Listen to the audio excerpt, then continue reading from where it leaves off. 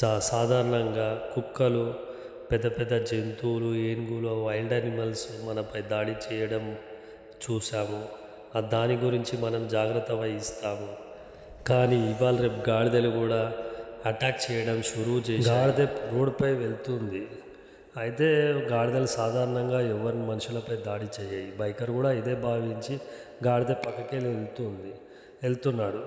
అప్పటిదాకా సైలెంట్గా వెళ్తున్న గాడిదే బైకర్ పక్కకు రాగానే ఒకేసారి తన కొమ్ములతో బైకర్పై విరుచుకుపడ్డది.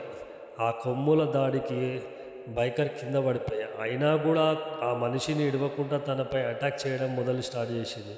రోడ్డుపై నడుస్తున్న మనుషులు కాపాడడానికి వెళ్ళడానికి పోతే ఆ మనుషులపై కూడా ఆవేశంతో ఎదురుదాడి మొదలుపెట్టింది ఫ్రెండ్స్. సో ఫ్రెండ్స్, మనము ఏ జంతువు అయినా కూడా దూరంగా వెళ్దాం ఫ్రెండ్స్, జాగ్రత్తగా వెళ్దాము.